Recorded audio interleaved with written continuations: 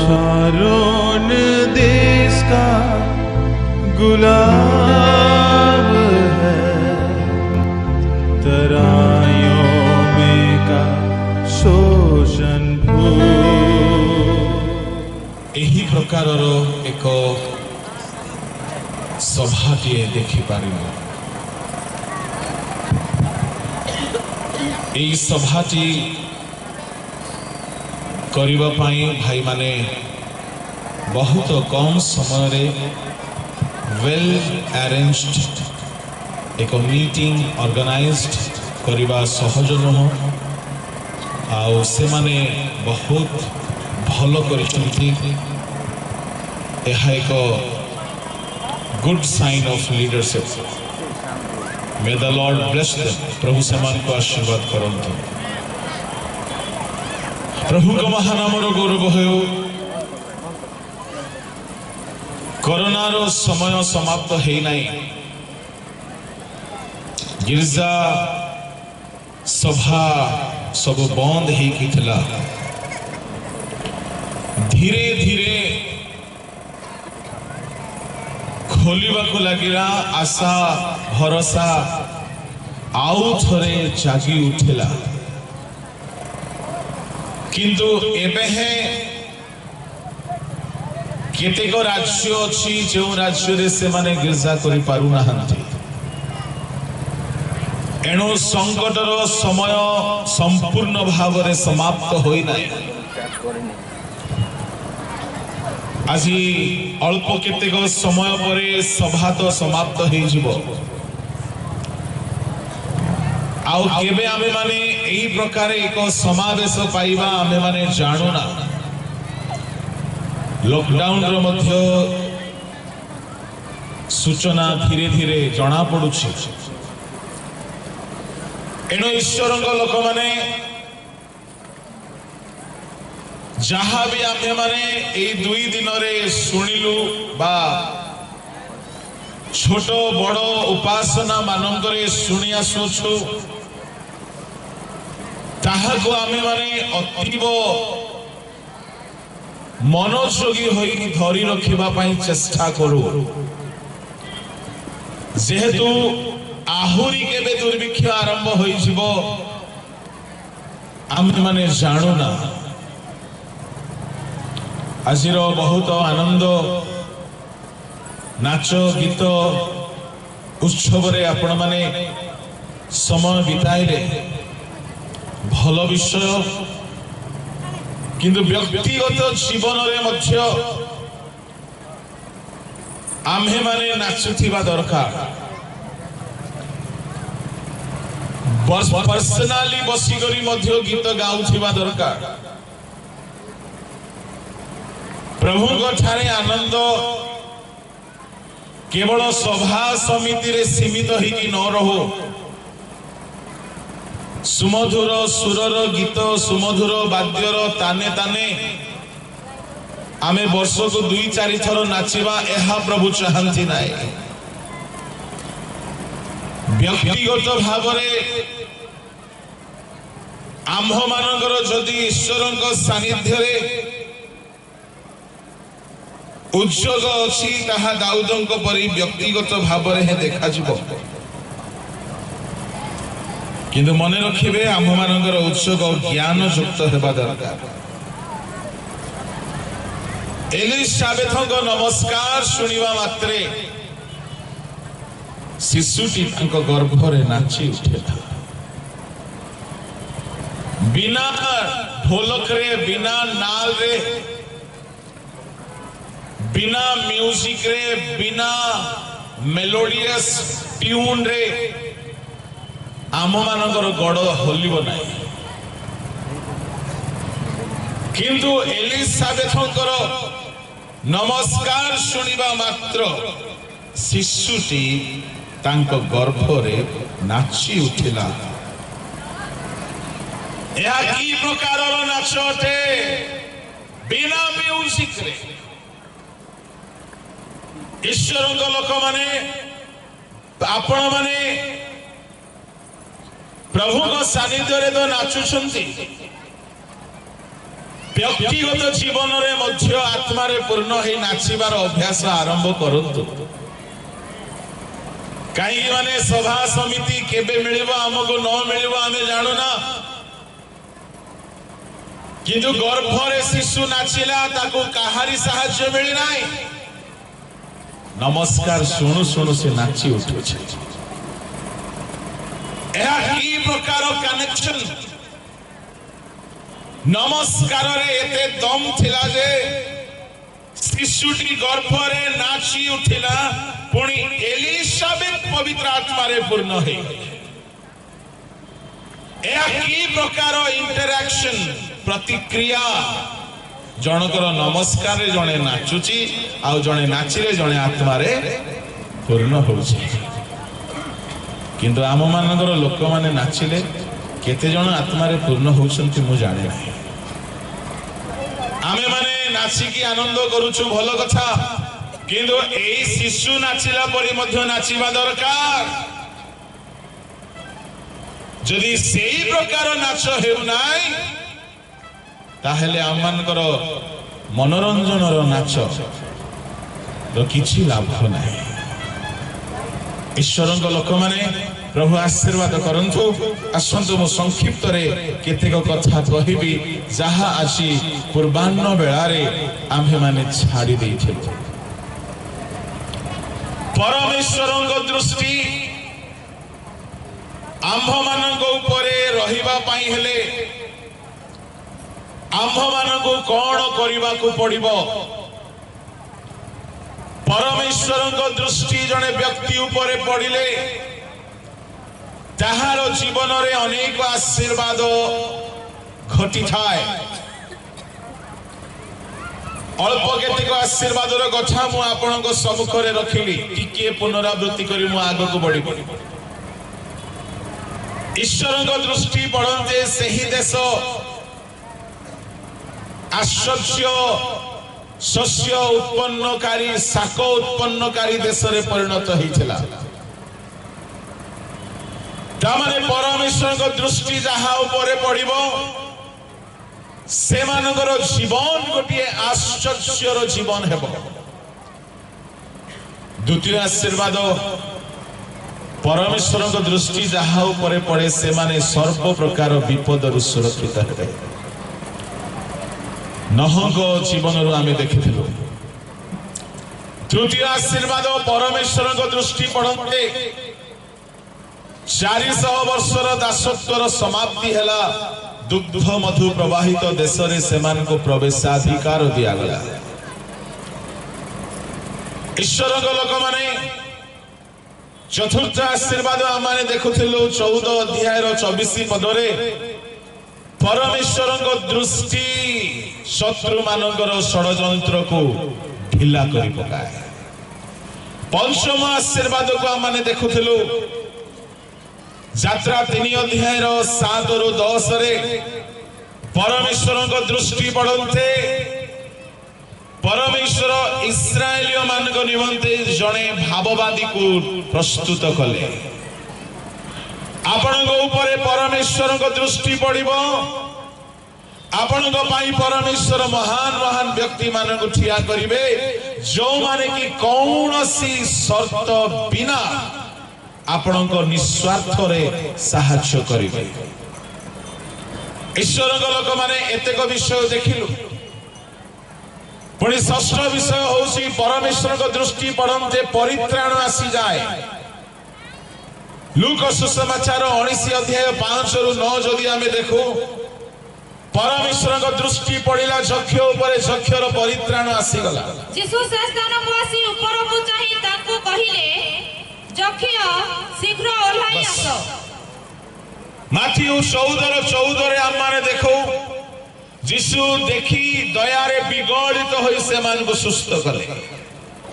ପରମେଶ୍ୱରଙ୍କ ଦୃଷ୍ଟି ମନୁଷ୍ୟକୁ ସୁସ୍ଥ କରେ।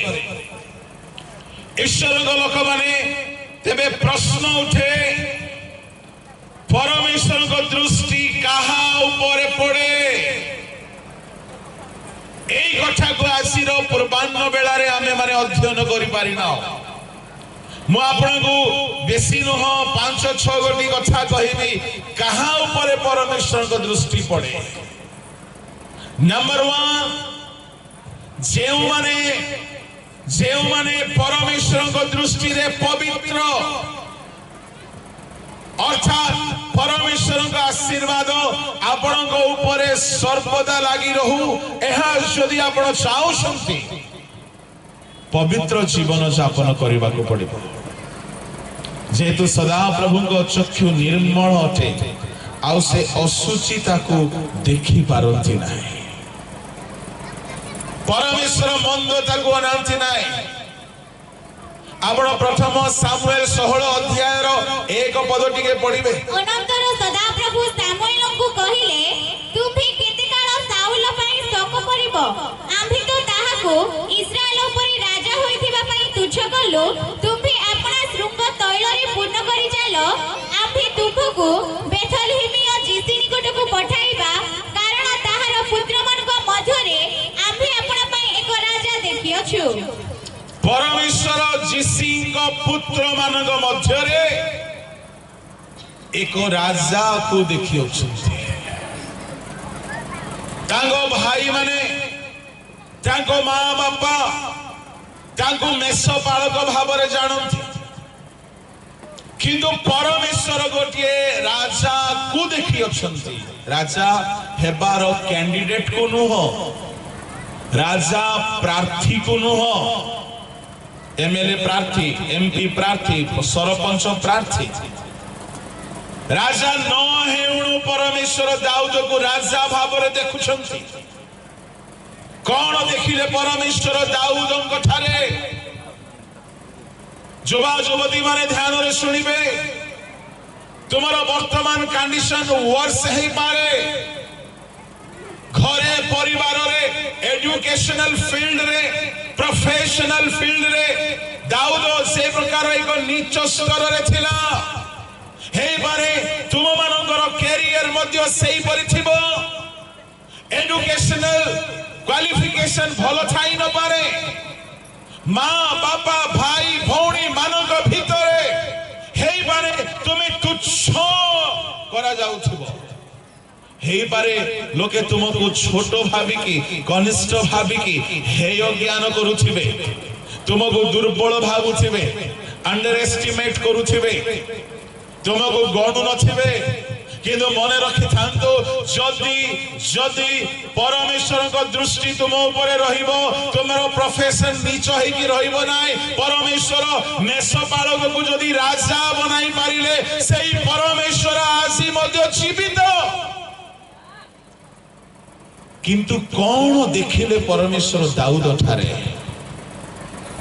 परमेश्वर कौन देखिले युवा पिला माने तुम परिवार केते दुर्बल हेउ तुमरो बुद्धि केते दुर्बल हेउ तुमरो एजुकेशन केते वीक हेउ डजंट मैटर परमेश्वर गोटे विषय देखिबा पई चाहंती युवा मानक ठारे आउ जदि ताहा देखा जिवो तुमरो बैकग्राउंड तुमरो पास्ट लाइफ जेते वीक हेले है परमेश्वर तुमको उठाई के राजा मानक स्तर को नहीं आसीबे। कौन देखिले परमेश्वर दाऊदंक ठारे समग्र इस्राएल मध्यरे परमेश्वर दृष्टिपात करी देखिले परमेश्वर चक्षु एणे तेणे भ्रमण करई आपण को लोके कौन कहउछंती ताहा को ध्यान दियंतु नाही आज प्रशंसा करिवे काली की आपण को तुच्छ करिवे आज हुए तो हेय ज्ञान करिवे काली के हुए तो समादर करिवे जदि परमेश्वर को दृष्टि तुम ऊपर ठीक थिबो तदनुसार समस्त विषय घटिबो एनु मनुष्य को चापुरुसी करिबा दरकार नाही मनुष्यर खोसामत करिबा दरकार नाही। कौन थिला दाऊद ठारे जहां सकाशु परमेश्वर दाऊद प्रति दृष्टिपात कले यदि संक्षिप्त रे कहिबे टीन एज रो जुबा हेले हैं किशोर वयस्कर जुबा हेले हैं ताहार अंतःकरण पवित्र था पढ़ंतु 16 अध्याय तहिर 6-7 पुणी से माने आसिला उतारे से कहिले अवश्य सदाप्रभुଙ୍କ आगरे ताहाकर अभिषिक्त लोक उपस्थित मात्र सदाप्रभु सामुएलଙ୍କୁ कहिले एहार रूप की शरीर उच्चता प्रति दृष्टि न कर जेहेतु आमे एहाको अग्राह्य कलु पुणी मनुष्य जेपरि देखे सदाप्रभु सेपरि देखती नहीं कारण मनुष्य बाह्य रूप देखे मात्र सदाप्रभु अंतकरण देखती सदाप्रभु बाह्य रूप देखती नाय आपण केते सुना पिंधिछंती प्रभु ताहा देखती नाय आपण केते धळा लुगा पिंधिछंती प्रभु ताहा भी देखती नाय आपण केते रंग बिरंग पिंधिछंती ताहा हमें एक आर एक पाई पिंधु लोके देखिले मते कौन कहिबे एणु आमे समाज पाई अन्य सम्मुखरे भद्र देखासिबा पाई आमे ताहा पिंधु परमेश्वर आमर बाह्य विषय को देखती नाई ता बोली चीरा पैंट पिंधिकी आसबे ना मशारी पिंधिकी आसबे ना भौणी माने परमेश्वर वस्त्र देखती नहीं बाह्य रूप देखती नहीं बोली कहिबार अर्थ नुह कि आम रूप असुचि रूप है न जाओ परमेश्वर अंतकरण देखती सदा प्रभु जेपरी देखती मनुष्य माने सेपरी देखती नाई ता माने परमेश्वर दाऊदर अंतकरण को देखिले ता माने ताहार अंतकरण रे एई प्रकारर पवित्रता छिला जेहेतु परमेश्वर जन को राजा भाव में अपॉइंटमेंट देबा पाई हेले गोटिए होली पर्सन को खोजुथिले परमेश्वर तुमर जेते अयोग्यता ठाउना काईकी जदि तुमे पवित्रता निमंते उद्योगी हेबो परमेश्वर को दृष्टि तुम ऊपर पड़िबो परमेश्वर तुमको उठाइबा पाई महान महान भाववादी मानन को पठाइबे तुम घर को they will come after searching your address दाऊद केबे प्रेयर करी नाही प्रभु सामुएल को पठाओ दाऊद केबे जाई कि सामुएल गोड़ हाथ धरी नाही दाऊद केबे जाई कि प्रार्थना रिक्वेस्ट देही नाही दाऊद सदा प्रभु को दृष्टि रे अंतकरण को एते पवित्र निर्मल करी रखितला कि परमेश्वर तार अंतर को देखिले आ परमेश्वर को दृष्टि पड़ते परमेश्वर मनोनीत कले कि ए आंभ पाई एक राजा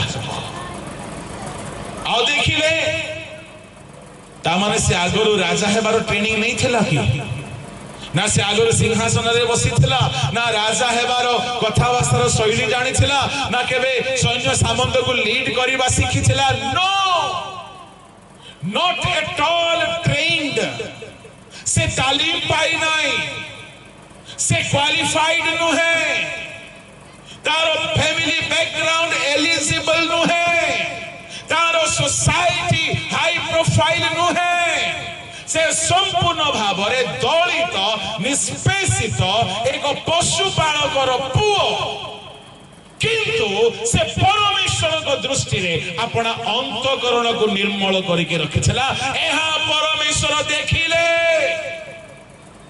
परमेश्वर को दृष्टि ताहार ऊपर पड़ी जाते ताहा को मेसो पलरो उठाई के आनिबा पाई परमेश्वर महान भाववादी को ता घर को पठाइले मन रखंतु जदि दाऊद घर को प्रभु सामुएल को पठाई पारिबे तबे आपण को घर को मध्य महान महान लोक मान को प्रभु पठाई पारिबे किंतु तुम अंतकरण सूची हे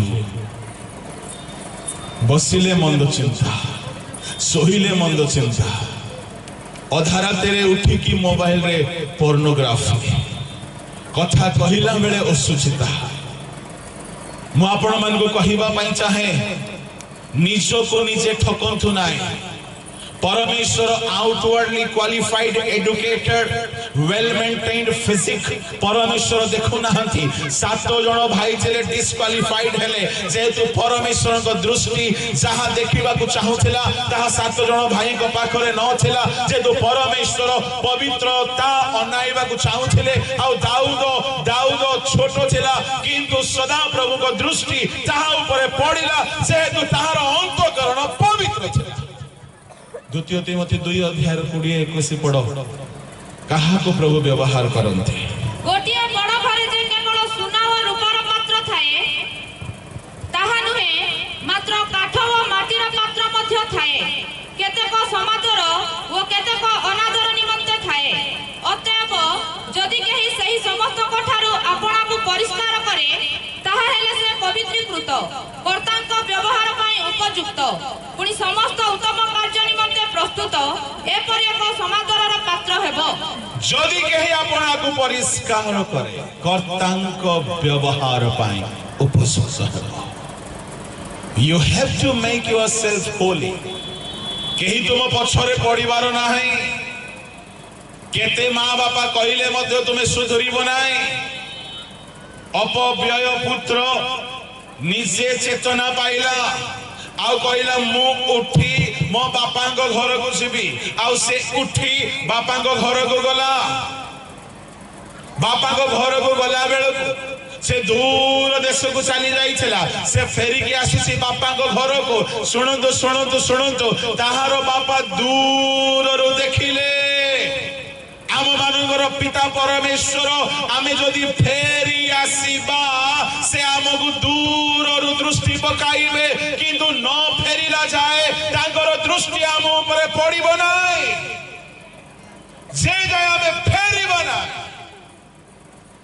ସେ ଚାଲି ଚାଲିକି ହୁଏତ ଆସୁଥିଲା, କିନ୍ତୁ ତାହାକୁ ଦେଖି ତାହାର ପିତା ଦୌଡ଼ିଲେ ଲେଖା ଅଛି।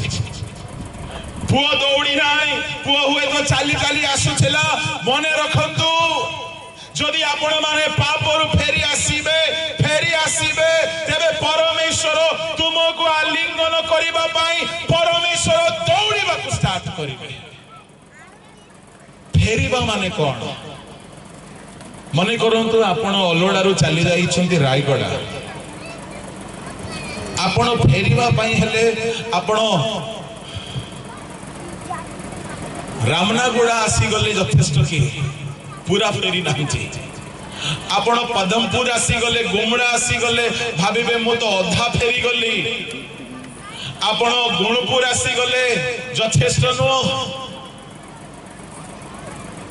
ଆପଣ ଫୁଲଗୁମି ଆସିଗଲେ, ରେଗଡ଼ା ଆସିଗଲେ ଯଥେଷ୍ଟ ନୁହଁ। ଆପଣ ଯେଉଁ ସ୍ଥାନରୁ ଚାଲି ଯାଇଛନ୍ତି ଦୂରକୁ, ଆପଣଙ୍କୁ ସେହି ସ୍ଥାନକୁ ଫେରିକି ଆସିବାକୁ ପଡ଼ିବ। ତାର ଅର୍ଥ ଯେତେ ଦୂରକୁ ଯାଇଛନ୍ତି ସମ୍ପୂର୍ଣ୍ଣ ଭାବରେ ଆପଣ ଫେରିକି ଆସନ୍ତୁ। ପ୍ରଭୁଙ୍କ ଦୃଷ୍ଟି ଆପଣଙ୍କ ଉପରେ ପଡ଼ିବ। ଫେରିବା ଲୋକ ଉପରେ ପ୍ରଭୁଙ୍କ ଦୃଷ୍ଟି ପଡ଼େ। ଭିତରେ ପାପ ଲୁଚାଇ ବାହାରେ କପଟ ଅଭିନୟ କରିବା ଲୋକ ଉପରେ ପ୍ରଭୁଙ୍କ ଦୃଷ୍ଟି ଆଦୌ ପଡ଼େ ନାହିଁ।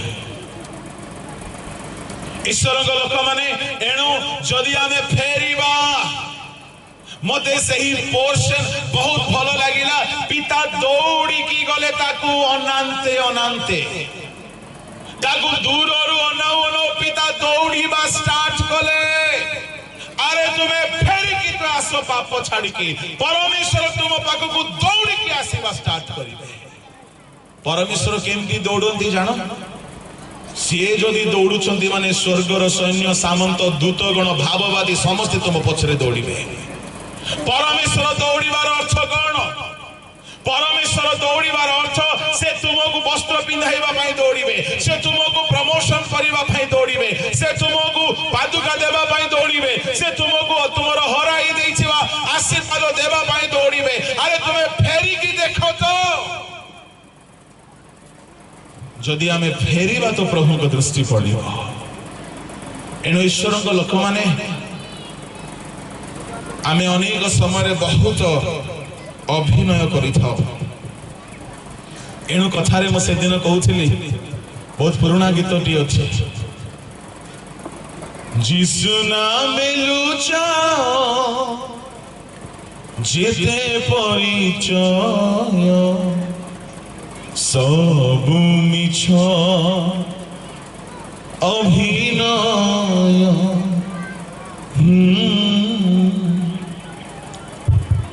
ଯୀଶୁ ନାମରେ ଯେତେ ପରିଚୟକୁ ଆମେ ଲୁଚେଇ ଚାଲିଛୁ। ଆମର ପ୍ରକୃତ ପରିଚୟ କଣ? ପାପ କରି, ଅସୁଚିତା କରି, ମନ୍ଦତା କରି, ଲୁଚି ଲୁଚିକି ପାପ କରିକି ପ୍ରଭୁଙ୍କ ଠାରୁ ଦୂରରେ ଅଛନ୍ତି କି ମ୍ୟୁଜିସିଆନ? कुआड़े गले बोले प्रार्थना करवा मीटिंग रो पाई से माने प्रार्थना करछ बोलो यीशु मसीह की हालेलुया ठीक है जोरे कहतो हालेलुया तामाने परमेश्वर को दृष्टि हम अंतर ऊपर पड़े केते परसेंटेज रे हमें माने प्यूरिफाइड देखछ परमेश्वर को दृष्टि आम ऊपर पड़िबा पई हेले प्रथमतः पवित्रता दरकार द्वितीयत नम्रता गीत संहिता 138 तहिर 6 जेहेतु सदाप्रभु उच्च हेले नीच लोक को प्रति दृष्टि करंती मात्र से गर्वी की दूररु चिन्हंती परमेश्वर को दृष्टि आपन को ऊपर पड़िबा पई हेले नम्रतार आवश्यक होते ए नम्रतार केते कथा कहिले भी सरीबो नाही बाइबल रो सर्वश्रेष्ठ विषय दुई गोटी विषय गोटी हेउची पवित्रता आ गोटी हेउची नम्रता ईश्वर को लोक माने नम्रता भीतर ही पवित्रता रही छाए बहुत कथा अछि नम्रता संबंध रे किंतु मने रखिबे गर्वी को चिन्हतु नम्रता तार अपोजिट अटे जदि आपणकर ठारो सान लोक आपण को नमस्कार करू नाही जदि सेते बेले आपण को दुख लागुछि ता माने आपण गर्वी अटंती काहे की गर्वी आजिकाली रो पिला माने गर्वी ही गले नमस्कार करू नांती देखिबा को गले ये निजे महात्मा गर्वी अटंती नमस्कार पाइबा को भलो मानती ता माने ये निजे नमस्कार सुनिबा को भलो पाउथिबारु ये निजो को बड़ मने करूछंती ना सान ये निजे गर्वी होई कहउछंती आजिकाली रो पिला माने गर्वी हो गले सभा समिति रे जदि कहार नाम छाड़ी दिया गला धन्यवाद देला बेलकू एबे जे धन्यवाद देबा को छ रेडी रे था जदि नाम छाड़ी दिया गला आउ जदि से लोक को जदि राग आसी गला मोर ना नेले नाही मोर धन्यवाद दिया गला नाही बोली जदि मन रे भावना आसुची एहा नम्रता ना गर्व आउ गोटे बढ़िया कथा टी कहि मते केही प्रेम करू नाहंती बोली जो माने कांदंती मते केही रेस्पेक्ट करू नाहंती मते केही पचारू नाहंती मते केही स्नेह करू नाहंती मते केही आदर करू नाहंती बोली जो माने सेल्फ पिटी इंग्रजी रे कहा जाए सेल्फ पिटी अर्थात निजो को दया देखांती मते केही प्रेम करती नहीं मते के पचारू नांती मते के फोन करू नांती तार अर्थ कोन मते समस्त पचारू थांतु मुई आका एडे भोलटा जे तार अर्थ से कोन चाहूची आज्ञा मते पचारो मते प्रेम करो मते रेस्पेक्ट करो मते नमस्कार नमस्कार करो तार अर्थ कोन से निजो को बड़ माने करे मैं आपण को कहिबा पई चाहे